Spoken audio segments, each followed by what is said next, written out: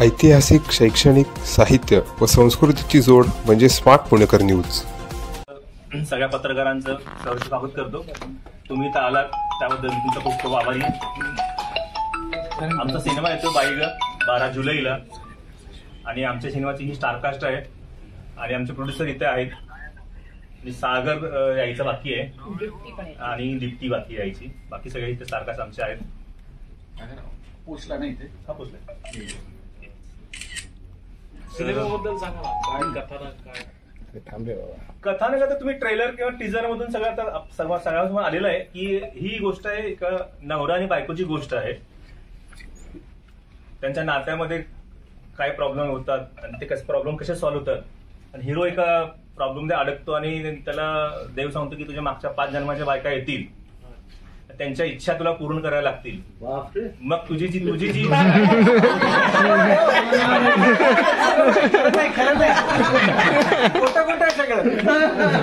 त्यांचं बापरे इतकं जेवण बापरे आणि एकदम सहानुभूती वाटली तुम्हाला. सहानुभूती नाही त्याला, मला का नाही.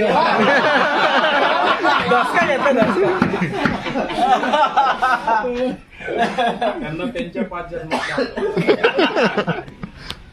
तर हिरोच्या जन्मात मागच्या जन्मीच्या 5 बायका येतात आणि मग तो त्यांच्या इच्छा कशा पूर्ण करतो, त्या होतात की नाही, तो हा सिनेमा आहे.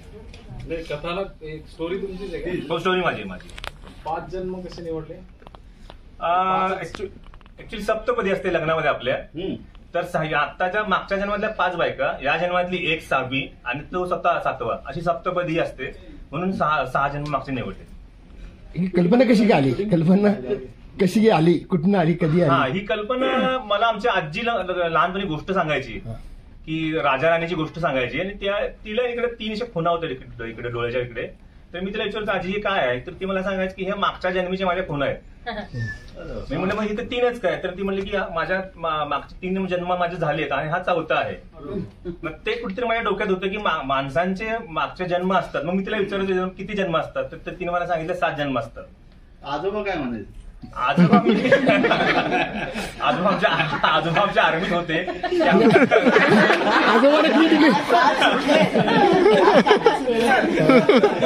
काय मग सुटले? बोलू द्या त्यांना, पूर्ण होऊ द्या.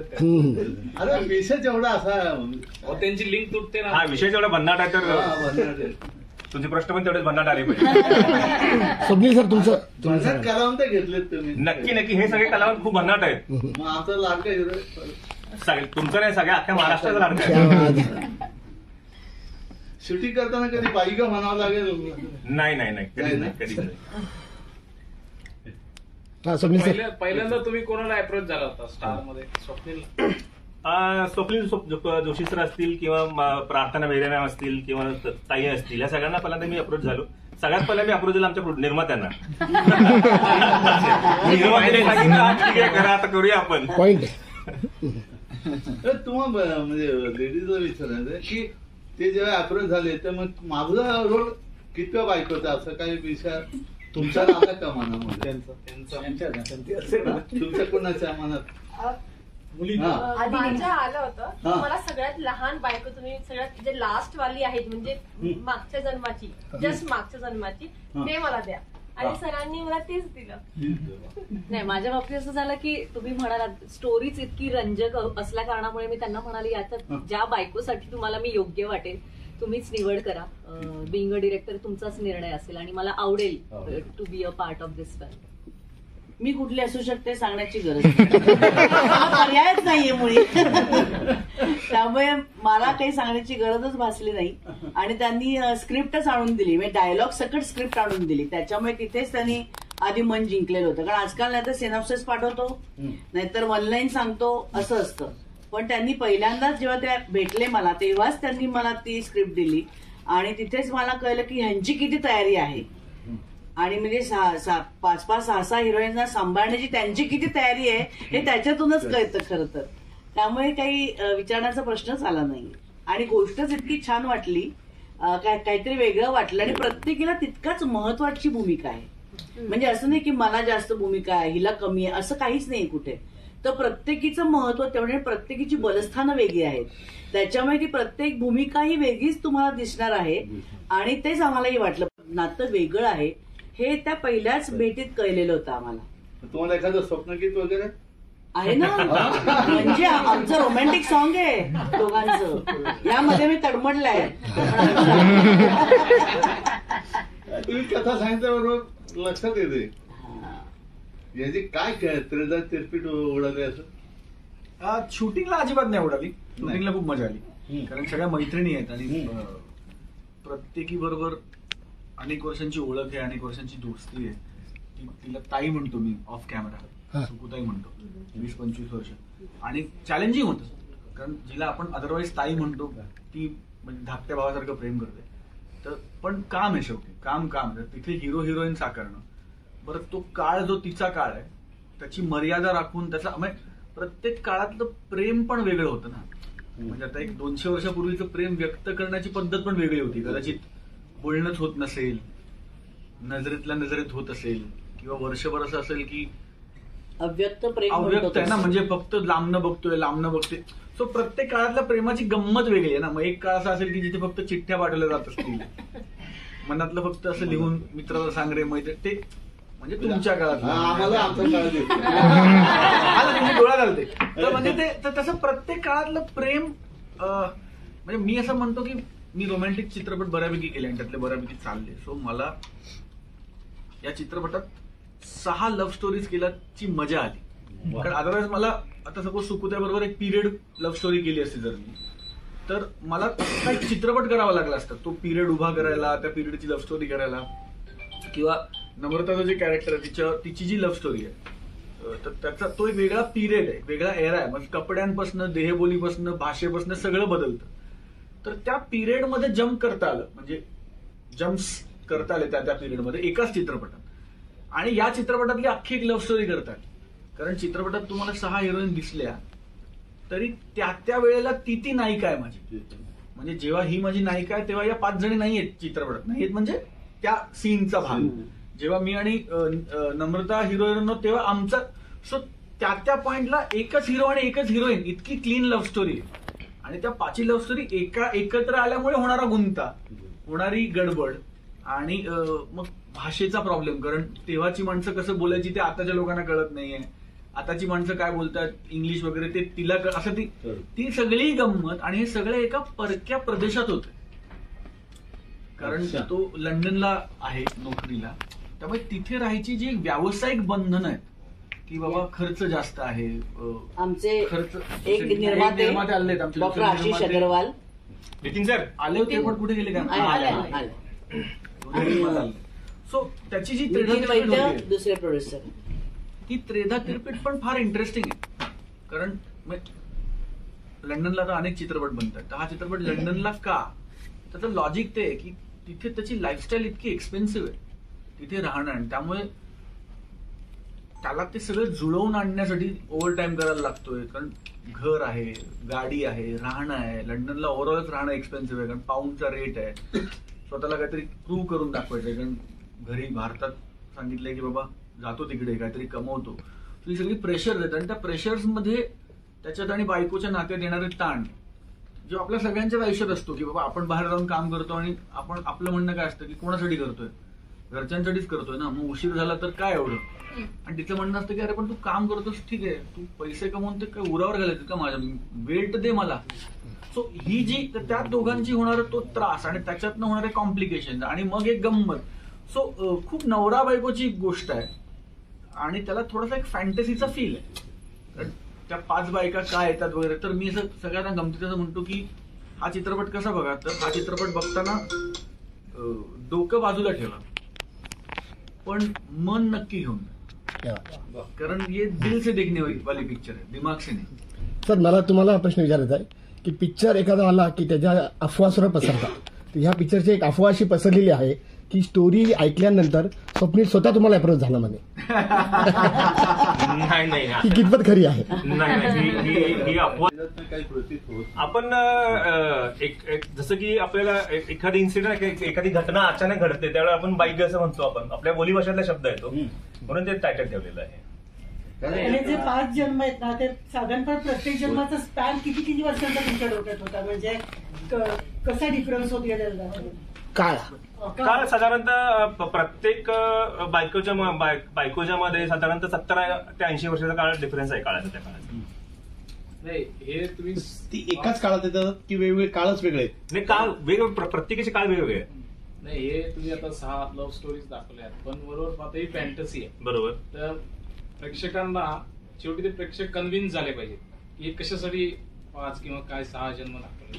ते ही कुठली थिन लाईन आहे की त्याच्यावर प्रेक्षक कन्व्हिन्स होतील ही स्टोरी हे होण्यासाठी. मुळात आपलं कल्चर, आपल्या कल्चरमध्ये आहे ना की 7 जन्म असतात, किंवा आपल्या कल्चरमध्ये आजही आपण अजून वटपौर्णिमा करतो. आणि वटपौर्णिमा आपण का करतो की जन्मजन्मी हाच नवरा मिळावा म्हणून आपण वटपौर्णिमा करतो. तो आपल्या कल्चरचा भाग आहे, म्हणून तो लोकांना नक्की आवडेल गोष्ट ही. नाही मला काय विचारायचं होतं, आता स्पायडरमॅन ही सुद्धा एक फॅन्टसी आहे. बरोबर. त्याच्यामध्ये एक शॉट किंवा सीन आपण असं म्हणूयात की त्याला तो स्पायडर चावतो आणि नंतर तो हे होतो, तर ते लोकांना पटतं की बाबा हे असं झालं असेल. बरोबर. तर तुमच्या याच्यामध्ये अशी काय लिंक आहे या 6 जन्माची? नाही, ते तुम्हाला सिनेमा बघून ते आता सांगितलं. आमच्या गाण्यातच आहे की बाईचं मन हे कोडच न सुटणार आहे, की तिला काय आवडतं आणि काय आवडत नाही हे कोडं न सुटणार आहे. कुणालाच बाईचं मन कळलेलं नाही, तर त्याच्यावरच सगळं आहे. म्हणजे स्वप्नील आता एखाद्या सिनेमात तुला हिरोईन नसली तरी चालू शकते. नाही, उलट वाढत जात आहे. आम्ही तर उलट ठरलं आमचा पत्ता कट नका करू, आता हे कायम आहे. पिक्चर काय कॉमेडी आहे का सिच्युएशनल कॉमेडी, म्हणजे जे घडतंय तर ते जी पात्र आहे चित्रपटातली ते कॉमेडी करत नाहीये, त्यांची वाट लागली, ह्याची वाट लागली, पण तुम्हाला मजा येते ते बघायला. प्रसंगानुरूप. गाणे वगैरे किती घेतलेत? एकूण 5 गाणी. प्रत्येक हिरोईन बरोबर गाणे नाही, 5 गाणी. सर तुमच्या मनात बाईगर्लचा पार्ट 2 तयार आहे म्हणून सध्या बाईगरच्या वरतीच फोकस आहे. बाईगरचा पार्ट 2 बापरे असणार. आदितीचा काय रोल आहे? लहान मुलं आदिती काय रोल आहे तुझा याच्यात? त्याच्या गतजन्मीच्या बायकांपैकी एक बायको मी असते. आणि आपण म्हटल्याप्रमाणे काय खूप स्ट्रॉंग वुमन असते ना, तिच्याशी आपल्याला रिलेट व्हायला थोडंसं कठीण होतं. पण त्या अशा असं म्हणतो ना की नारळाचं आतमधलं शहाळं आणि पाणी असतं, पण तो नारळ बाहेरनं दिसायला कठीण असतो. तर तसं कुठेतरी कॅरेक्टर आहे की एक आतमधलं हळवी, खूप इमोशनल, खूप बायको, टिपिकल बायको, मटेरियल वाली बायको आहे ती. आणि ते दाखवायला घाबरतीये, कारण काय अशा बायकांचा वीक पॉइंट जर लोकांना कळला तर त्याचाच वापर करून ते त्यांचा पत्ता एकदम पकडून ठेवतील अशी तिला भीती वाटते. त्यामुळे कुठेतरी नवऱ्याबरोबर रिलेट होताना किंवा नवऱ्याबरोबर इमोट होताना तिच्यातली ती बाई बाहेर येत नाही. आणि अशा वेळेला यांचं हे नातं कसं रुसतं, फसतं, हसतं, त्याची ही स्टोरी आहे. मुठीत ठेवणारी बायको कोणी केली? मुठी ठेवणारी बायको. मुठीत ठेवणारी बायको. प्रार्थना काय सांगशील रोल बद्दल? सुरुवात तर ह्याच्याने करते की तुम्ही जो प्रश्न पहिले विचारला की का हे कुठली बायको तुम्ही विचारली सरांना, तर जेव्हा सर माझ्याकडे अप्रोच आले त्यांनी सांगितलं की ही स्टोरी आहे, नरेट केली, तेव्हा मला आवडलं. मला सगळेच कॅरेक्टर आणि पूर्ण फिल्मच आवडली. सर मला म्हणाले पण स्वप्नील जोशी करतोय म्हटल्यावर मला असं वाटलं मितवामध्ये तुम्ही ऑलरेडी खूप रडलाय आणि त्यांची बायको झाला नव्हता, तो या फिल्ममध्ये मी तुम्हाला त्यांची बायको रोमॅन्स करायला म्हणून आय एम लकी की या फिल्ममध्ये मला आणि स्वप्नीलला छान असा रोमॅन्स करता आला आणि तो रोमॅन्स पडद्यावर दिसला. आणि तो व्हाईल डुईंग दॅट मी हे सांगू इच्छिते की ते करताना, सगळं शूट करताना आणि हे करताना ही ह्या जन्मातली बायको आणि ह्या जन्मातल्या बायकोचा म्हणजे स्पेशली या काळातल्या मुलींचे जे प्रॉब्लेम्स असतात का त्यांचं जे म्हणणं असतं, सगळ्यांचे स्वप्न असतात, त्यांचे इंडिव्हिज्युअल त्यांना आयुष्यात काहीतरी करायचं असतं, पण ऍज युज्युअल नवरा समजत नाही. म्हणजे आता ते तर नवऱ्याला जर ते कळलं असतं तर विषयच नव्हता, पण ते कळलं नाहीये नवऱ्याला. आणि मग अशा वेळेला ती कशी चिडते आणि म्हणून कुठेतरी ती भांडखोर वाटू शकते कुठेतरी की ही खूप भांडणारी बायको होता असं ते कॅरेक्टर दिसू शकतं. पण नंतर कळतं की तिचे रिझन्स आहे म्हणून, आणि त्या भांडणातनं होणारा प्रॉब्लेम्स आणि ही स्टोरी हे असं आहे. स्वप्नीला तू 6 जन्म दाखवले त्याच्यामध्ये. सो कोणत्या जन्मातलं कॅरेक्टर करताना तुला जास्त मेहनत घ्यावी लागली आणि तुला कोणतं सगळ्यात जास्त आवडलं? मी मगाशीच म्हटलं प्रत्येक कॅरेक्टरचं आपलं एक चॅलेंज आहे. Modest answer. घाबरलो. प्रत्येक कॅरेक्टरची आपली मजा आहे. पण मला ऍक्टर म्हणून ऍक्टरला नेहमी काय असतं, ऍक्टरला काहीतरी असं असतं की मला अजून काय करायला मिळेल, मला वेगळं काय करायला मिळेल किंवा हा. तर रोमॅन्टिक सिनेमेच आहेत पण मितवा मधला रोमॅन्स पूर्ण वेगळा होता, प्यारवाली लव्ह स्टोरी पूर्ण वेगळा होता, तू ही रे पूर्ण वेगळा होता. तर तसा हा मोगरा फुलला पूर्ण वेगळा होता. तसा हा ही रोमॅन्टिक फिल्म ही रॉमकॉम आहे, म्हणजे रोमॅन्टिक कॉमेडी. तो पूर्ण वेगळा रोमॅन्स आहे आणि तो 6 वेगळ्या वेगळ्या झोनचा रोमॅन्स. म्हणजे सुकुताई बरोबरचा रोमॅन्स आहे तिथे कोणीच कोणाला आय लव्ह यू म्हणत नाही किंवा कदाचित संपूर्ण रोमॅन्टिक फेज मध्ये कोणी कोणाला अंगाला स्पर्शही करत नाही, पण जन्मजन्मांतराचा रोमॅन्स. सो कारण तेव्हाची गोडवा, तेव्हाचा गोडवा तो आहे, तेव्हाची मजा ती आहे. नुसतं बघणं, लाजणं, रुसणं, मनवणं हा रोमॅन्स आहे. अमृताबरोबरचा रोमॅन्स आहे तो थोडासा कोल्हापूरचा असा तांबडा पांढरा असा रांगडा आणि थोडा म्हणजे नाही का हात धरून खेचून घेऊन जायचं मांडवातनं, तो वाला रोमॅन्स आहे. सो आदिती बरोबरचा रोमॅन्स आहे तो जे नवरे असतात जे म्हणजे मुठीतले की आय लव्ह यू म्हणायच्या आधी पण बायकोला विचारतात की आता म्हणू आय लव्ह यू, इतका तो मुठीत असतो. तो वाला रोमॅन्स आहे. नेहा बरोबरचा रोमॅन्स आहे तो म्हणजे तो त्या रोमॅन्स मध्ये ती गंमत आहे की नवरा खूप ओव्हर पॉझिटिव्ह असतो काही काही वेळेस आणि त्याच्या मागे त्याची काळजी आणि प्रेमच असते, पण बायकोनी कुठली साडी नेसायची आणि लिपस्टिक लावायची का नाही लावायची आणि मग या कार्यक्रमाला जायचं का नाही जायचं, सगळं तोच ठरवत असतो.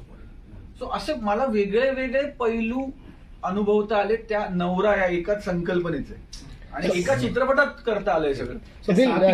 तुझा रोल कुठला आहे, म्हणजे तुझा पैलू रिअल स्वप्नील कुठला आहे? रिअल स्वप्नील जो आत्ताचा आहे तोच आहे, याच्यामध्ये नाही ना सापिकी नाही. पण मला असं वाटतं की प्रत्येक पुरुषामध्ये ह्यातला पैलूतला प्रत्येक थोडा थोडा भाग असतोच. प्रत्येक मला सरांच्या किंवा गोष्टीची तीच गंमत वाटते की हे खूप छान त्यांनी मेटाफर म्हणून ते 6 वेळा वापरले. त्यातला प्रत्येक पुरुष आणि प्रत्येक स्त्री जर तुम्ही विचार केलात ना त्या 6 बायका ऍक्च्युली प्रत्येक बायको, कारण ती अशी पण असते कधी कधी पॉझिटिव्ह आणि डॉमिनेटिंग पण असते बायको. कधी कधी ती अशी तिला म्हणणं असतं की माझ्या मनात काय चाललंय तू ओळखलं का नाही, पण मला तर जायचं होतं आज बाहेर जेवायला, तू विचारलंच नाहीस मला. सो त्यांनी खूप स्मार्टली ते केलंय की त्याला छान गुण पण घालताना अशी 6 एरा केले. ऍक्च्युली प्रत्येक बाईमध्ये 6 गुण आहेत किंवा 6 सिमिलरली. तर तो जो 6 वेगळे त्याचे एरातली मुलं आहेत, आपण प्रत्येकामध्ये आपण कधी हा असतो, कधी तो असतो, कधी तो असतो, कधी तो असतो, हे सगळं मांडणं आणि हे मनोरंजन करताना मांडलंय. म्हणजे काय म्हणायचा बेस इज एंटरटेनमेंट. हा चित्रपट काय म्हणू आपण त्याला, हा बेसिकली तुमचं मनोरंजन पैसा वसूल चित्रपट.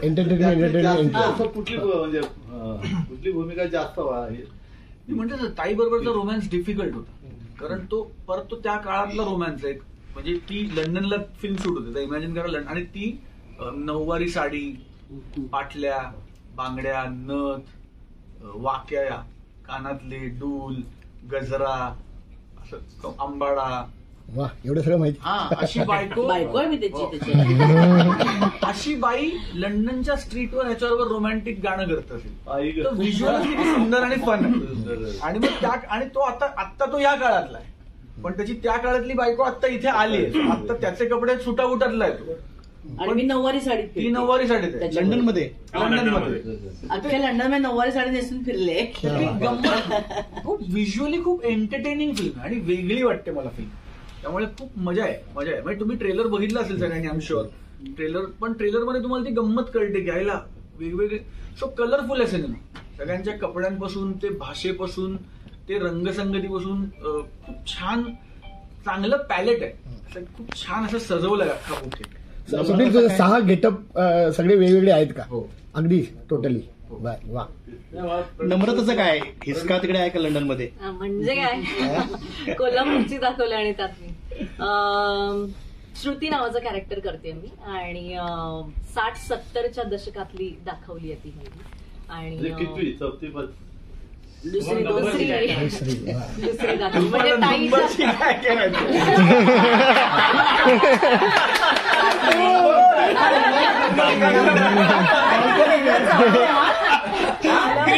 ग्रेट. तू बोला ना तुम्हाला नंबर बरोबर काय बाबा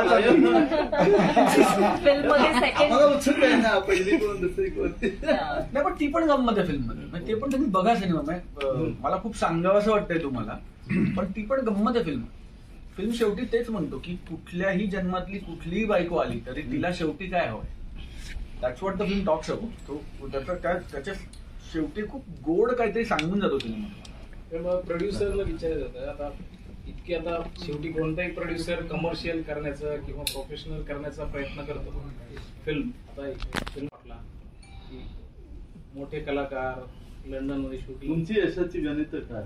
माझी यशाची गणित असं होती की मला एक क्वालिटी मूवी बनवायचं होतं की ज्यामध्ये ह्युमर असेल आणि मनोरंजन असेल आणि एंटरटेनमेंट असेल, कमर्शियल मूवी असेल. आणि जेव्हा मी स्टोरी ऐकली होती मला स्टोरी आवडली. कमर्शियलची तुमची व्याख्या काय? कमर्शियलची व्याख्या की लोक जेव्हा येतील थिएटरमध्ये तर त्यांना म्हणजे मनोरंजन हवं, की कॉमेडी असेल आणि थोडंफार काही शिकवण असेल त्या मूवीमधून. प्रीची नको मूवी, एक मनोरंजन असायला पाहिजे, मगच प्रेक्षक येतील सिनेमामध्ये. काहीतरी असायला पाहिजे मूवीमध्ये. आणि स्टोरी मला आवडली होती की स्टोरी युनिक स्टोरी होती, काही वेगळं होतं त्याच्यात. आणि मग जेव्हा बोर्डवरती प्रार्थना बेहरे मॅडम आणि स्वप्नील जोशी आले तर मग त्यांना मला त्यांना माहिती होतं की ते या स्टोरीला न्याय देऊ शकतात आणि स्टोरी देतात. बाकीचे लोक पण आले आणि मी पण ते इतकं सांगू शकतो की कलाकार म्हणून ते उत्तमच आहेत, पण याचे ह्युमन बिंग ते फार चांगले आहेत. काही पूर्ण शूटिंगमध्ये लंडनमध्ये असो किंवा आता प्रमोशनमध्ये कुठेही असो काही त्रास आम्हाला आलेला नाही आहे कलाकारांकडून. म्हणून आम्ही यशस्वीरित्या इतकी चांगली मूवी बनवू शकलो आणि मी प्रमोशन करू शकतो. काही लोक फार चांगले आहेत आमच्याकडे, मला इतकं म्हणणं आहे. मला या विचारायचं होतं की आता आम्ही इतके प्रेस कॉन्फरन्स वगैरे करतो, तुमचं फिल्मी बॅकग्राऊंड आम्हाला काही माहित नाही. माझा ग्लॅमर रोल नाहीये यामध्ये. मी माझी अमरावती विदर्भची भाषा वापरत आहे. जे मला खूप दिवसापासून माझ्या मनात होतं की विदर्भाची मला असं होतं की माझ्या इकडली मला लँग्वेज युज करायची. ती ग्लॅमर तशी दिसतेच, म्हणजे तिला वेगळं काही करण्याची गरज नाहीये. लोकांना माहित पडलं पाहिजे की मला काय काय येतं. आणि तेच जसं तुम्ही मला विचारलं की टाईप कास्ट झाली होती, बोल्ड जसं तुम्ही मला विचारलं. असं काऊन केलं? काऊन असं का वेगळा रोल का केला? मला करायचं होतं, मला करायचा होता.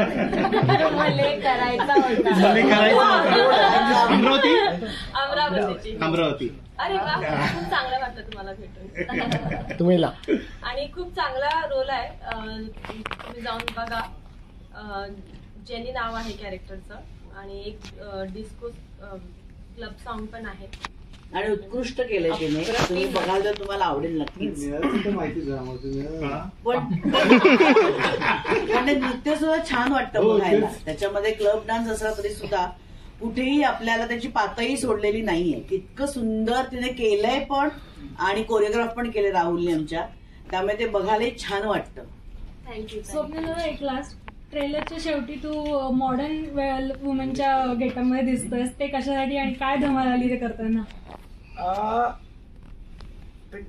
का केलंय, कशासाठी केलंय ते तर तुला पिक्चर बघायला लागेल, मला गोष्ट नाही सांगता येणार. पण हा एक पॉइंट असा आहे तो पिक्चर मध्ये, जेव्हा त्याच्याकडे दुसरा काही पर्याय उरत नाही आणि त्याला स्त्री वेश परिधान करावा लागतो.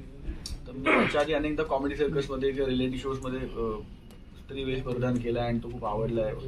पण चित्रपटात मी कधी केलेला मला आठवत नाही. आणि सरांनी मला या चित्रपटात, आणि परत ती सिच्युएशन आहे म्हणून करा, म्हणजे त्याच्यात काही गिमिक नाही किंवा त्याच्यात काही चला हे पण करूया असं नाही. तो ज्या परिस्थितीमध्ये साकटलाय, तो अडकलाय, त्याच्याकडे तिथनं बाहेर पडायला रस्ता नाही. त्या परिस्थितीमधनं बाहेर पडायला त्याला लक्षात येतं की आता एकमेव पर्याय आहे की हे केलं तर आपण मार्ग निघू शकेल का, हे करून बघूया. आणि मग त्याला म्हणजे परत ते खूप छान मेटाफर वाटतो मला तो, की आपण म्हणतो ना की अरे तुला तिचं मन कसं कळणार आहे, तो बाईसारखा विचार कर मग तुला कळेल बिचारी तिचं काय. सो ते सरांनी खूप छान तसं केलंय ते, की फिजिकली तो चेंज करतो पण ऍक्च्युली कदाचित मेटाफर म्हणून हे की तो तिच्यासारखा विचार करू लागतोय का, मग त्याला कळतंय का तिला काय हवंय ते. तर ट्रेलर मध्ये शेवटचं वाक्य पण तेच आहे की बाईचं मन समजून घ्यायचं असेल तर बाईसारखा विचार करावा लागेल आणि मग तुम्हाला मी दिसतो त्याचा. स्वप्नील तुझं म्हणलं 5 एअर आहेत राईट, तर 5 सिटीतल्या 5 बायका आहेत असं म्हणू शकतो, कारण की आता अमरावती काही पुणे असेल तर 5 भाषांतर तू बोललेस का? हो त्यांच्याशी त्या एरामध्ये बोललोय ना, कारण की काही कोल्हापूर आहे आता तसं सांगितलंय. हा तर परत तेच तो गोष्टीचा भाग, म्हणजे त्या जेव्हा आता येत आहे तेव्हा हा आत्ताचा आहे. लंडन मध्ये इंग्लिश बोलतो, मुंबईचा आहे वगैरे वगैरे, पण तो जेव्हा त्या एराचे सीन्स येतील कदाचित तो त्या भाषेत बोलेल. ते पण खूप येतं म्हणजे सगळं नाही सांगता नाही कारण ती मजा आहे, तो ट्विस्ट आहे. विनोदासाठी पुरुषाला बाईचं नाही गिमिक म्हणून म्हणलं की गिमिक म्हणजे आपण चला एक न्यूज होईल म्हणून करू, तसं नाही. ती प्रॉपर डेफिनेट सिक्वेन्स आहे.